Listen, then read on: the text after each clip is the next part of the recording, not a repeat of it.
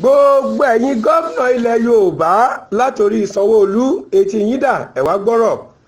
à ń pè yín báyìí o ẹ̀yin ọlọ́pàá tẹ́ ń bẹ lórílẹ̀‐èdè yìí tẹ́ ń bẹ nípínlẹ̀ Yorùbá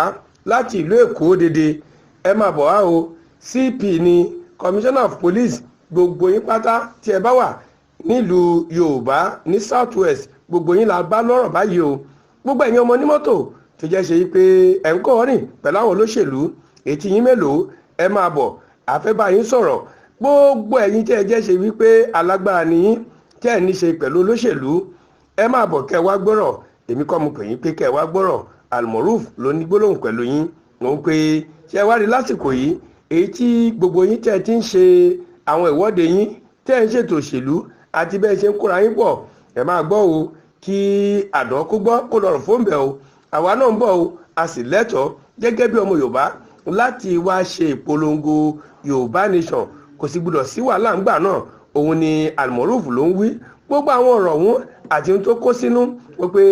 ẹ má dá wa dúró o ẹ má dá wa dúró o ó ń kọrin Davido ń bẹ̀ ó ní ẹ má dá wa dúró o àwa ọmọ Yorùbá nation gbogbo ọ̀rọ̀ yìí àti tó kù pátápátá lẹ́ẹ̀ máa gbọ́nú fọ́nrán yìí ẹ jẹ́ ká jọ wò. ẹ̀yin ọmọ Yorùbá nǹkan tí mo fẹ́ sọ lénìí ni pé mo fẹ́ pàṣẹ mẹ́sẹ̀gì sí gọ́vnà Sanwó-Olú CP Èkó gbogbo DPO Lagos pátápátá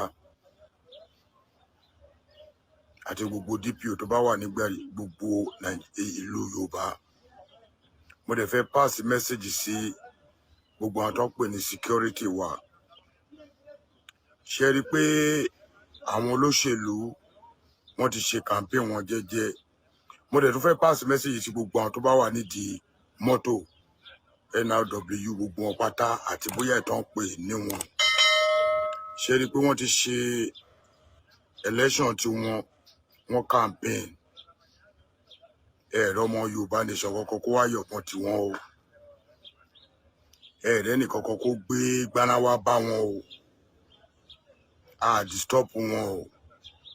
ẹ jọ gọ́vnà Èkó gbogbo DPO tó wà lẹ́kọ̀ọ́ pátá gbogbo ẹ̀yin CP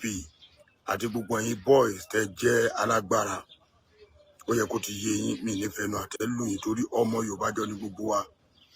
ṣe rí pé ẹ ti ṣe tí yín kò sẹ́ni tó disturb yín kò sẹ́ni tó dá yín dúró o àwa náà ń bọ̀ láti wá campaign fún Yorùbá nation wa o ẹ má dá wa náà dúró o ẹ má disturb wa o ẹ má sọ pé ká má ṣe ti wa kíní ìkéré mi ní sọ́jú báyìí lọ o ẹ bá mi pín kíní ìka àwọn olóṣèlú ti ṣe tí wọ́n campaign o wọ́n pe Davido wọ́n pe Sazu disturb wọn o a ní right fún self determination nílùú bàbá wa bẹ́ẹ̀ ni a ní ẹ̀tọ́ fún tá a fẹ́ nílùú bàbá wa